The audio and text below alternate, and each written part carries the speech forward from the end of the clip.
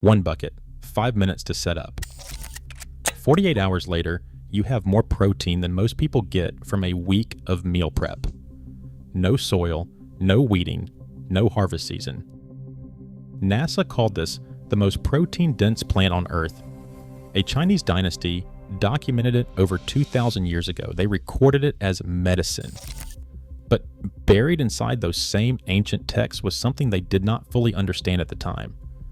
This plant was not just healing people, it was feeding them a level of protein that nothing else in their world could match. Two things explain why almost no one in the West grows it today. One involves water. The other involves a lie we have been told about where protein actually comes from. By the end of this video, I'm going to show you the exact 5-minute setup that turns any container into a protein factory. But first, you need to understand why this plant was hidden from you in the first place. If you have ever wondered why growing your own protein feels impossible, while corporations profit from your dependence, you're about to discover something that changes the math completely. 2,000 years ago, during the Han Dynasty, China produced one of the most important texts in the history of medicine. It was called the Shen Nong Ben Cao Jing, the Divine Farmer's Materia Medica Classic. First committed to writing around 200 CE by the scholar Tao Hongjing, this was not a fringe document. It became the authoritative foundation of Chinese herbal medicine for the next 2,000 years. Inside it, documented alongside hundreds of other plants, was this one, the tiny floating plant we now call duckweed. Han Dynasty healers, working within the Taoist tradition, called it ping. They described it as a plant that cooled what they called fulminate heat, meaning sudden eruptive fever, and that it restored the cooling strength of water energy in the body. They harvested it from still ponds, slow-moving river edges, and rice paddy fields.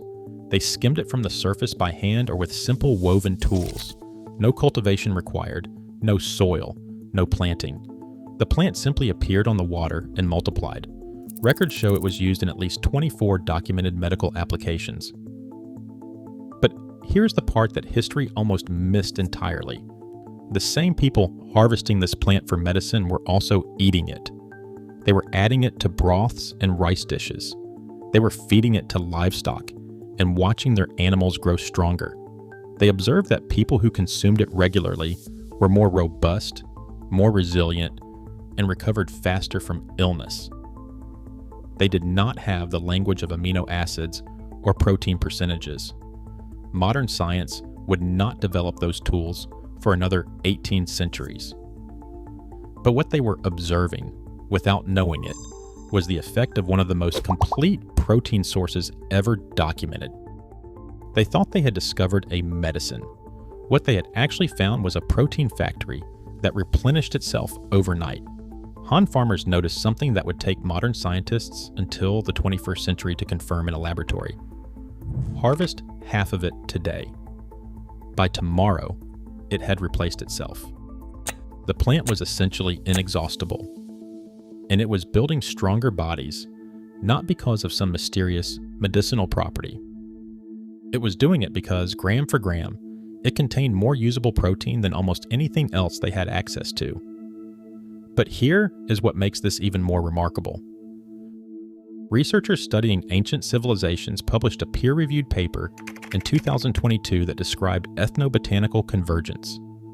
Han Dynasty physicians promoted duckweed, and ancient Maya shamans on the other side of the world promoted a nearly identical plant for the same purposes, with no contact between the two cultures, two civilizations, two continents, 2,000 years ago. Both independently arrived at the same conclusion about the same plant. They arrived at it independently. That is not coincidence. That is a plant that works. Then a scientist at Rutgers University noticed what ancient cultures already knew. Dr. Eric Lamb, a plant biologist, looked at a plant so small you could fit dozens on a single fingernail. It grew so fast it defied everything modern agriculture taught us about efficiency. When NASA needed food to grow in space, they tested everything: lettuce, soybeans, wheat, potatoes. One plant outperformed them all.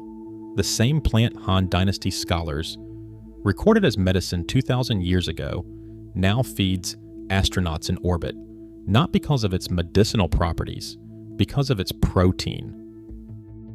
We have been told that protein requires vast land, intensive farming, and months of growth cycles. This plant laughs at those rules. Let me paint you a picture.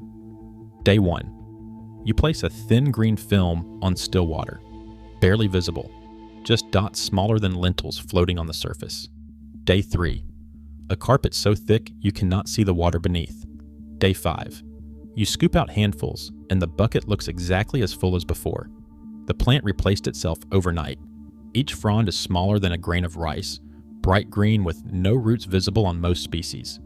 The texture is soft, almost silky when fresh. The taste surprises everyone who tries it. Mild, clean, slightly nutty. Dry it, powder it, and you are now holding something with more protein per gram than most things in your refrigerator. Now let me show you the numbers that do not make sense until you see them yourself. Researchers published findings in Food Chemistry in 2017. Duckweed protein content ranges from 20 to 45% dry weight. For comparison, beef is about 26% protein. Eggs are around 13%.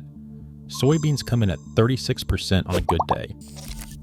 A 2024 study in the Journal of Agricultural and Food Chemistry found that one species called Lemna gibba reached 45% crude protein. The amino acid profile is complete. All essential amino acids are present, meeting or exceeding World Health Organization requirements for human nutrition. The protein inside this plant is mostly called rubisco, the most abundant protein on Earth. The same molecule that makes plants convert sunlight into food, concentrated into something you can eat directly. Now here's where it gets strange. Current Biology published a paper in 2023 that made scientists reconsider everything they knew about plant growth. Under favorable conditions, duckweed doubles its biomass every 48 to 72 hours. A 2025 paper in Scientific Reports called it the closest plant to what researchers call a Darwin-Wallace demon, the theoretical organism that reproduces as fast as mathematically possible. Ziegler and colleagues measured doubling times as fast as 1.34 days. Some species approach 16 hours under perfect conditions. Compare this to anything else you might grow. Soybeans need 90 days minimum. Beef cattle need 18 months to reach slaughter weight. This plant doubles before most people remember to water their houseplants. Now here's where conventional agriculture falls apart completely. A 2024 paper compiled the numbers across multiple studies. Duckweed yields 2,080 kilograms of protein per hectare per year. Soybeans produce 303 kilograms per hectare per year. Corn produces 179 kilograms per hectare per year. That is not a small difference. Duckweed produces nearly 7 times more protein per unit of land than soy, 10 times more than corn. A CS, Food Science and Technology, went even further. Under optimal greenhouse conditions, duckweed yields 10 to 18 tons of protein per hectare per year. Soy in the same region produces 0.6 to 1.2 tons. One researcher summarized it simply. The surface of a small pond can outproduce an entire soybean field. The environmental numbers are just as striking. Duckweed produces 0.4 kilograms of carbon dioxide equivalent per kilogram of plant material. Beef produces 27 kilograms of carbon dioxide equivalent per kilogram. That is nearly 70 times the environmental impact. Duckweed needs no tractors, no pesticides, and no competition for cropland. It grows on water that would otherwise sit unused.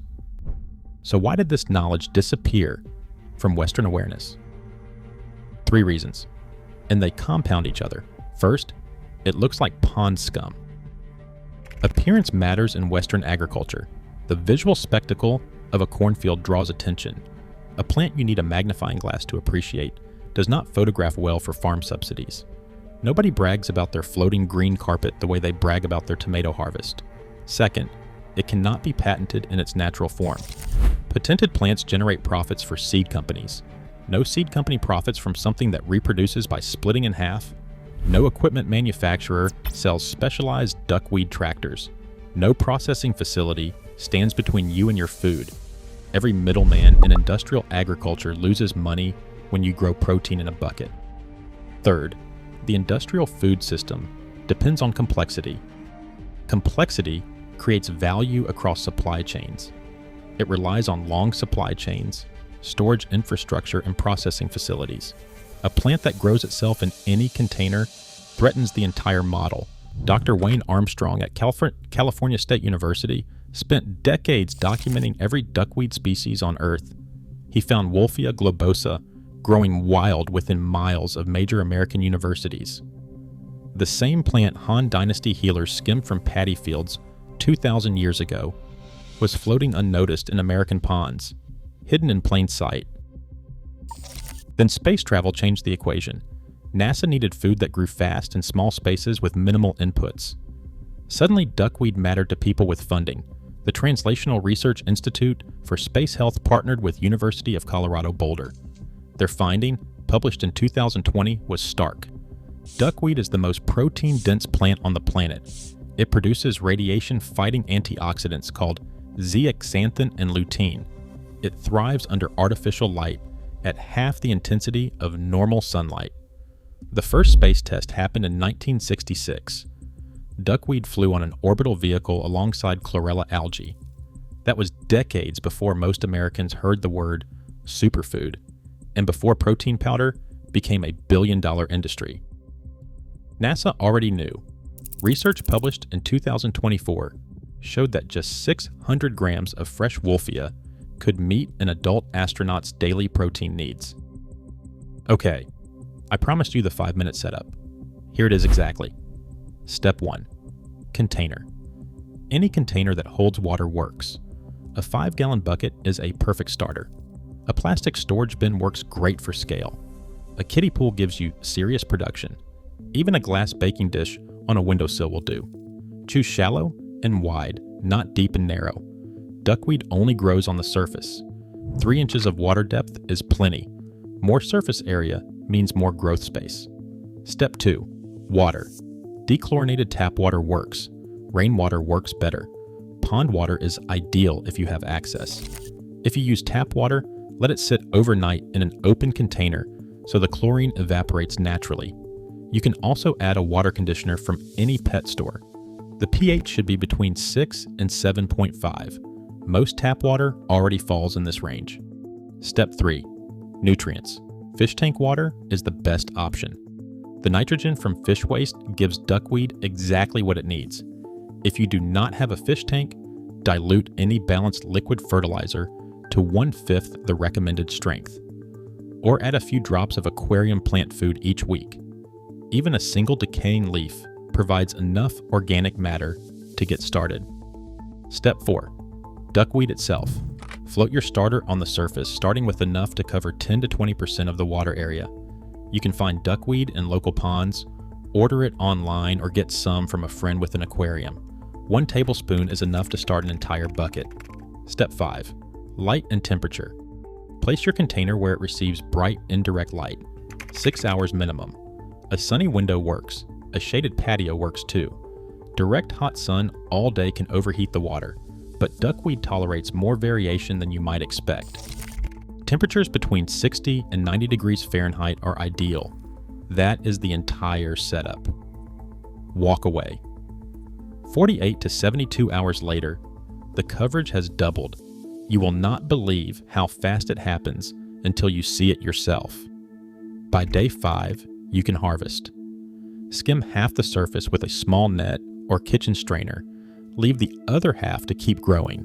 Rinse the harvested plants, pat dry, use them fresh in salads or smoothies, or spread thin on a tray to dry for protein powder. One critical warning: never dump duckweed into natural waterways. In some regions, it can become invasive. Compost any excess. Feed it to chickens. Give it to fish. Add it to livestock feed. It benefits nearly every animal that eats plants. The aquaponics community discovered this years ago. Tilapia farmers cut feed costs by 50% using duckweed. Backyard chicken keepers noticed their egg yolks turn deeper orange within weeks. Homesteaders in Arizona grow more protein in a 50-gallon storage tote than their neighbors grow on 2 acres of alfalfa. Here is what is wild. Commercial interest is exploding. A company called Parabel USA developed a protein ingredient from water lentils called lentine. Hinoman in Israel sells wolfia as a superfood supplement called mankai. The same plant available for free in most temperate ponds now commands premium prices in health food stores. What Han Dynasty healers first recorded as medicine 2,000 years ago is now being sold as a protein supplement in health food stores worldwide. They thought they had found a cure. They had found unlimited protein. Here is what they never wanted you to understand. Protein independence requires neither wealth, nor acreage, nor permission from industrial agriculture. The solution floated on every neglected pond and forgotten drainage ditch all along. Han Dynasty healers found it first. NASA scientists confirmed it. The protein industry is now selling it back to you. Now you can grow it yourself. If this changed how you think about food and self-sufficiency, share it with one person who needs to see it. Subscribe if you have not. We go deeper every week. And watch the next video. I promise it connects.